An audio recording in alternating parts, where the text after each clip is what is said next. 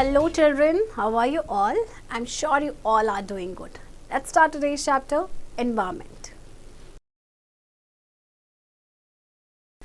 Introduction.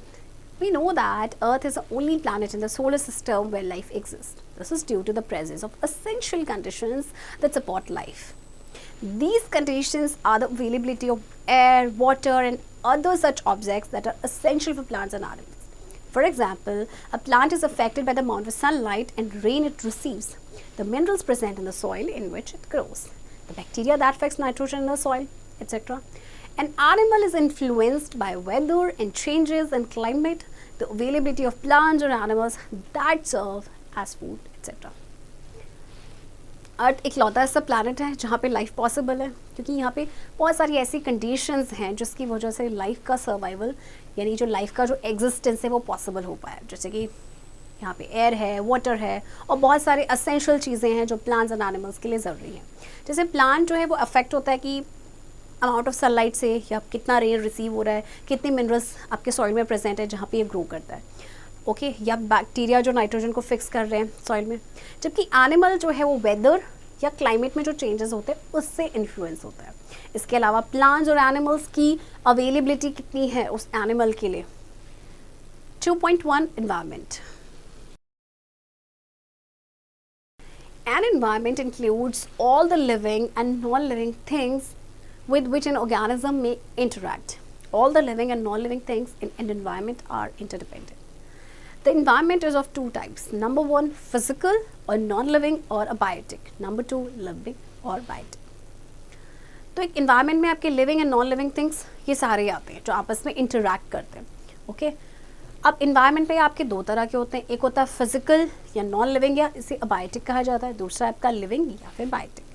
The abiotic environment includes two important things: the medium in which an organism lives and the climate which surrounds it. The medium includes soil, water and air, while climate includes light, temperature, rainfall, humidity, wind, etc. The biotic environment includes all the organisms, plants and animals, including human beings and microorganisms. Both biotic and abiotic types of environment make up natural environment. For example, the deep sea and the rainforest are two types of many natural environments found on the earth. अब देखिए, abiotic environment में आपके दो important thing है, medium जिसमें एक आपका organism रहता है एंड क्लाइमेट जो उसको सराउंड करता है। तो मीडियम में आपका आता है soil, water, air and climate में आपका आता है light, temperature, rainfall etcetera. Biotic component में आपके सारे प्लांट्स एंड एनिमल्स आते हैं। तो जो biotic and abiotic type of environment है वो हमारा नेचुरल एनवायरनमेंट बनाते हैं। 2.2 biotic environment. Green plants as food factories. As we know, biotic environment comprises of plants and animals, including human beings and the microorganisms. All living things need energy for their survival. They use energy to carry on all the basic life functions. For most living organisms, the immediate source of energy is the food they eat. But this food can be traced all the way back to green plants, which use the sun's energy. अब देखिए, biotic environment है, इसमें आपके plants and animals आते हैं, even हम भी included है, यानी ह्यूमन बींग्स भी और माइक्रो ऑर्गेनिजम्स भी। तो जितने भी लिविंग थिंग्स है हर किसी को एनर्जी की रिक्वायरमेंट होती है सर्वाइवल के लिए। तो ये एनर्जी को यूज़ करते हैं जिससे कि वो बेसिक जो लाइफ फंक्शंस है उसे परफॉर्म कर सकें।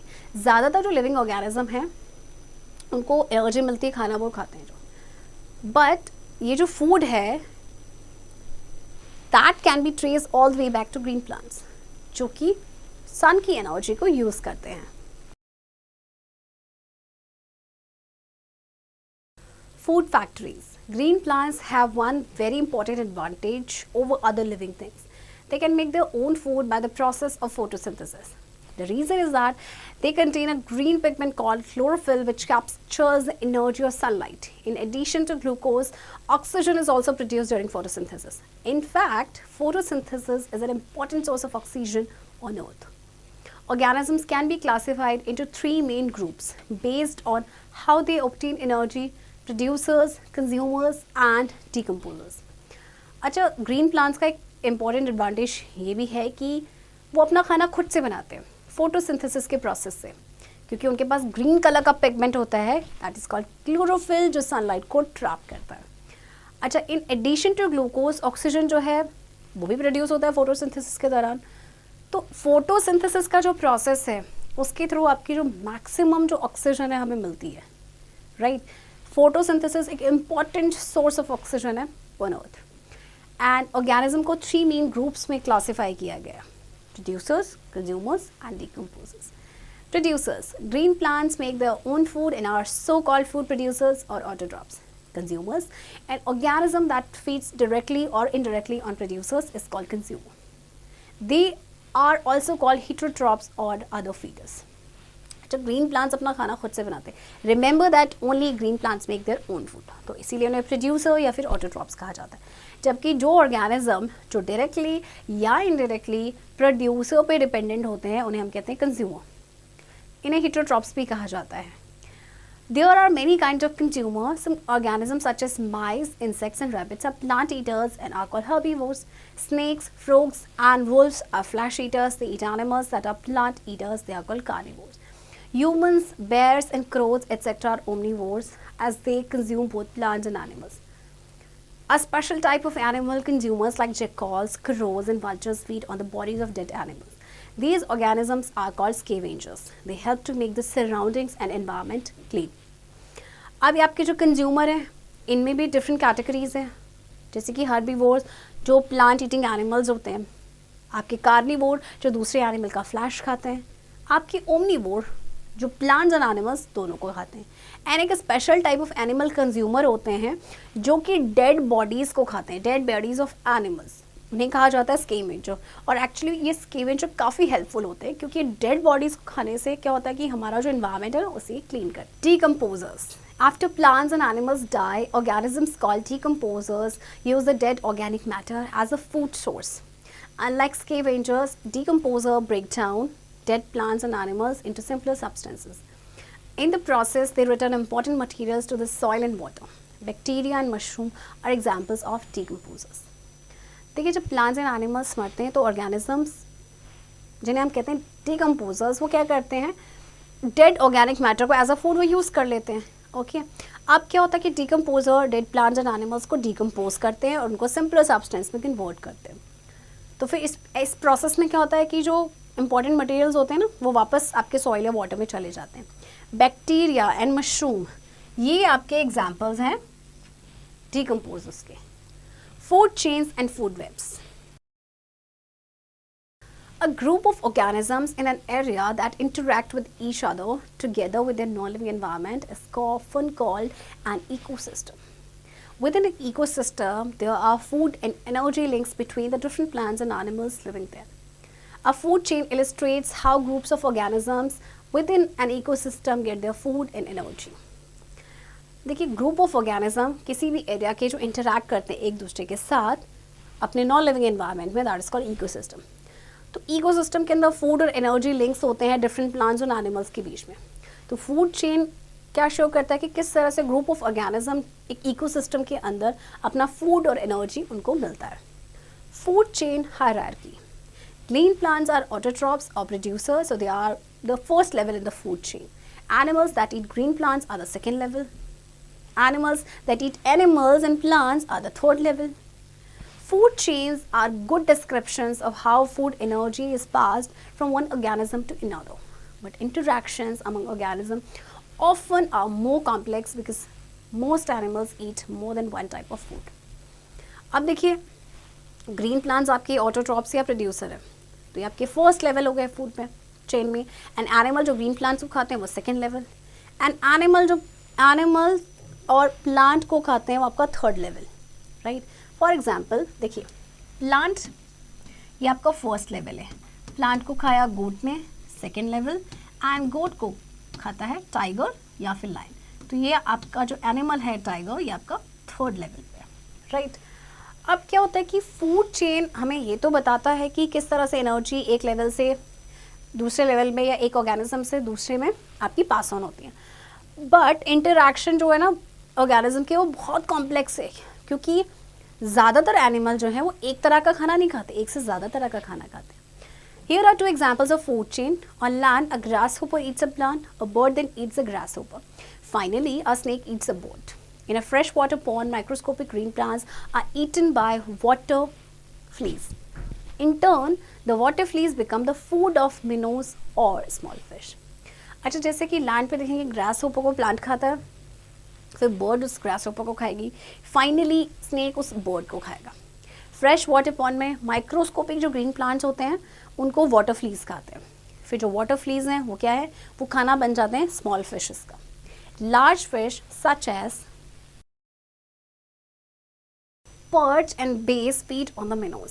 अब देखिए जो लार्ज फिश हैं जैसे कि ये, अब इन मिनोज को ये फीड करती हैं. मिनोज यानी कि जो आपके स्मॉल फिश हैं. The food chain goes on and on. These food chains could have been extended beyond the snake and the perch or bees. अब ये जो food chain है, it goes on and on. ठीक है, अभी जो food chains हैं हम इनको extend कर सकते हैं beyond the snake या perch या जो base है आपका, right? So ये देखिए, ये आपको किस तरह से food web दिया गया है पूरा का पूरा. In a seawater environment, snails eat various types of seaweed, but seaweed is also eaten by other small fish, and these small fish may become food for large fish, birds, and octopus. There are several different food chains involved here, and they overlap to form a food web. A food web includes all the food chains in an ecosystem that are connected together. अच्छा, seawater environment में snails जो है वो बहुत तरह की ना seaweeds को खाता है, but seaweed जो है is eaten by only other small fish, और फिर ये small fish जो है बड़ी fish का खाना बन जाते हैं, birds का या फिर octopus का. तो बहुत सारी food chains हैं जो इन्वॉल्व हैं, ओवरलैप होके बनाती है फूड वेब. तो फूड वेब में आपकी क्या आती है, फूड चेन्स आती हैं किसी भी इकोसिस्टम की जो टुगेदर साथ में कनेक्टेड होती है. 2.3 abiotic environment. As already explained, the abiotic environment includes the medium in which an organism lives and the climate which surrounds it. Now you shall study the medium, air, water and soil, and the climate, light and temperature. देखिए जैसे कि पहले आपको बताया गया था कि जो अबायोटिक एनवायरनमेंट है उसमें आपका इंक्लूडेड होता है मीडियम, ठीक है, जिसमें एक ऑर्गेनिज्म रहता है जैसे कि वाटर, राइट, एंड क्लाइमेट जो इसे सराउंड करता है. तो अब हम मीडियम के बारे में पढ़ेंगे डिटेल में, जैसे एयर, वाटर या फिर soil. Air contains mainly oxygen, nitrogen and carbon dioxide. It forms a blanket around the surface of the earth. We already know that oxygen is necessary for respiration. Like all animals, humans and plants need oxygen to stay alive. The atmosphere, in which there is 21% oxygen, supplies air-breathing animals and the plants with this vital gas. Air आपकी mainly इसमें ये 3 gases होती हैं, right? ये एक blanket की तरह काम करती है जो कि अर्थ के सरफेस को सराउंड करती है. Oxygen that is dissolve from the atmosphere into the water is taken it by fish and other aquatic animals. It is also present in the soil which help the roots of plants to breathe. देखिए आपकी जो air है ना, इसमें आपकी mainly ये gases होती हैं, राइट. आपको ऑलरेडी पता है ऑक्सीजन हमारे रेस्पिरेशन के लिए कितनी इंपॉर्टेंट है. ये आपकी लगभग 21% पाई जाती है, राइट. और जो ऑक्सीजन आपकी डिजॉल्व होती है वाटर में उसे फिश या दूसरे एक्वेटिक एनिमल्स ले लेते हैं. इसके अलावा ये सॉइल में भी प्रेजेंट होती है जिससे जो प्लांट्स की रूट्स को ब्रीथ करने में हेल्प मिलती है. When you inhale you take in oxygen, when you exhale you release the waste gas carbon dioxide. If something uses carbon dioxide and releases oxygen, it would be perfect organism to balance our use of oxygen. आज हम oxygen को inhale करते हैं, carbon dioxide को exhale करते हैं. अगर कोई चीज़ कार्बन डाइऑक्साइड को यूज़ करे और ऑक्सीजन को रिलीज करे तो कितना परफेक्ट बैलेंस हो जाएगा, है ना. That something is green plants. और ये समथिंग जिसकी हम बात कर रहे हैं वो कौन है, green plants. Green plants use carbon dioxide gas from the atmosphere, water from the soil, and the energy of sunlight to make food. This process is called photosynthesis. During photosynthesis, plants break down water molecules into hydrogen and oxygen atoms. Oxygen from land plants escapes into atmosphere. Oxygen from aquatic plant escapes into the water and atmosphere. The trade between plants and animals is the key to the oxygen or carbon dioxide cycle. तो green plants क्या करते हैं, carbon dioxide को use करते हैं जो हम exhale करते हैं. फिर एक्चुअली कार्बन डाइऑक्साइड की उनको ज़रूरत पड़ती है अपना खाना बनाने के लिए during the process of photosynthesis, and then वो ऑक्सीजन को रिलीज़ करते हैं, राइट. अब देखिए जो आपकी फिर उसके बाद ऑक्सीजन आपकी स्केप हो जाती है एनवायरनमेंट में, एटमॉस्फेयर में. एक्वेटिक प्लांट्स से कैसे स्केप होती है, वाटर में एंड देन एटमॉस्फेयर में. Constituents of air. Among all the gases, oxygen in the air is the most important because it is used by both animals and plants to breathe. The body burns its food in this oxygen to provide energy and heat. Oxygen is vital for other burnings as well. The Earth's atmosphere is nearly 4/5 nitrogen. This gas is essential for plants and animals. It is found in proteins and protoplasm, the materials in cells, and helps in building the body. अच्छा, जितनी भी आपकी gases है, oxygen जो है वो most important है क्योंकि इसे एनिमल्स एंड प्लांट्स दोनों यूज़ करते हैं ब्रीथ करने के लिए. इसके अलावा बॉडी जो फूड बर्न करती है वो भी ऑक्सीजन के प्रेजेंस में करती है, जिससे बॉडी को एनर्जी एंड हीट मिलती है, राइट.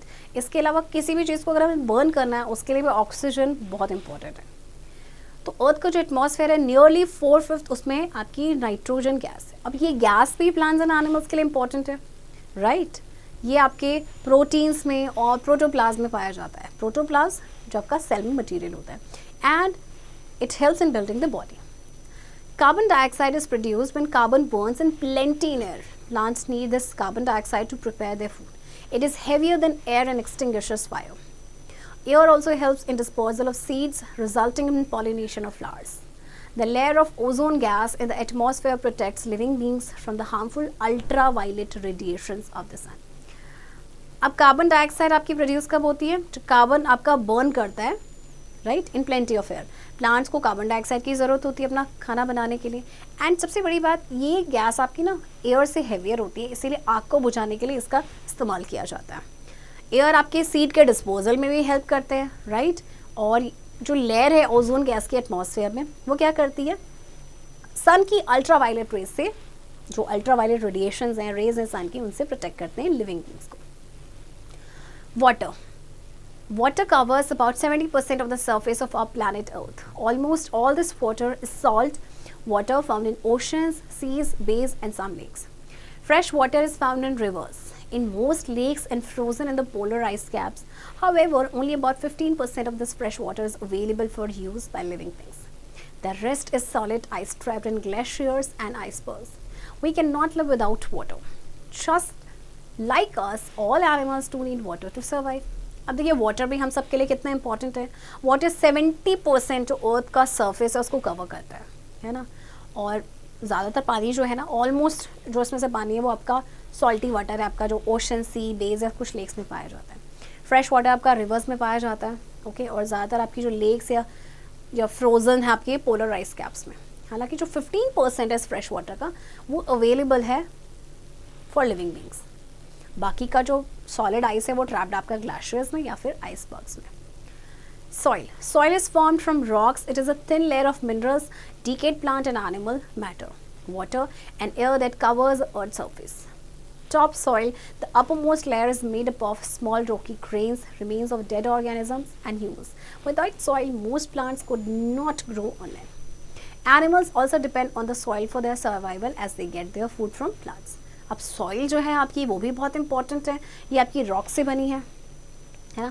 अब ये क्या करता है कि जो टॉप सॉइल यानी जो अपर मोस्ट लेयर है आपकी सॉइल की, दैट इज टॉप सॉइल, ये आपके बने होते हैं स्मॉल रॉकी ग्रेन से, डेड ऑर्गेनिज्म के रिमेन से, जिसे ह्यूमस कहा जाता है. विदाउट सॉइल आपके प्लांट्स कैसे ग्रो करेंगे, है ना. Soil and environment. There are many types of soil.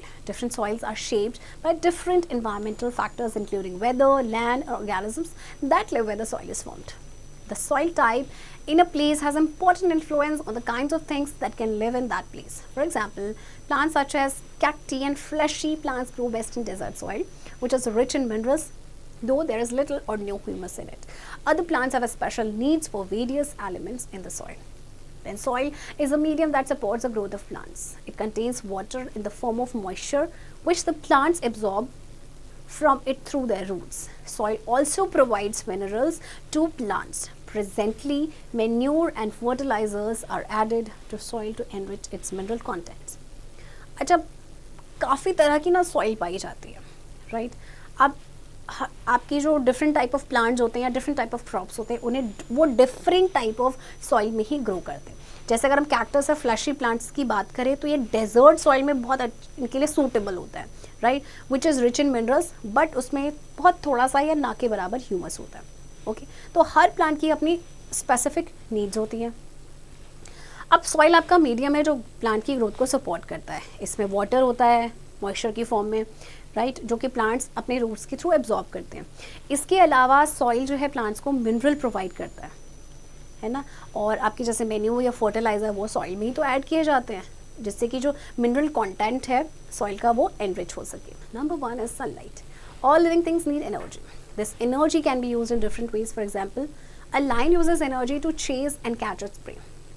सभी लिविंग बींग्स को एनर्जी की रिक्वायरमेंट होती है और वो डिफरेंट तरीके से जो ये एनर्जी यूज़ होती है। जैसे लायन अपनी एनर्जी को यूज़ करता है अपनी प्रे को चेज और कैच करने के लिए। What is the source of this energy and why is it so necessary for living things? The primary source of energy for most living things is the sunlight. Plants use the sun's light energy to make food, photosynthesis. Some animals feed on plants and hence obtain the energy stored in them. Other animals may then eat these plant eaters. This way, the energy from the sunlight is passed on from one living thing to another. Sunlight is of utmost importance for growth of plants. How intensely a plant needs sunlight may be observed easily by placing a potted plant for a few days at a place without sunlight. As it is obvious, that plants cannot grow in dark.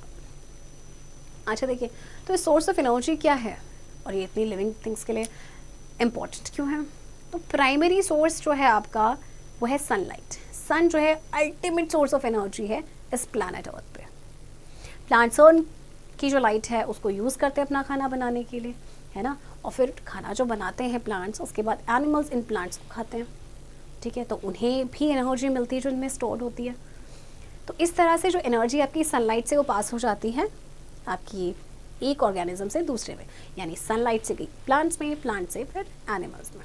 Okay, अब आप देखिए sunlight कितना important है, आप इसे एक observation के through भी कर सकते हैं। जैसे कि पॉटेड प्लांट को आप कुछ दिनों के लिए सनलाइट से दूर कर दीजिए, है ना, तो आपको पता चल जाएगा कि जो प्लांट है वो डार्कनेस में बिल्कुल भी ग्रो नहीं कर सकते, because sunlight is very very important for plants to make their food.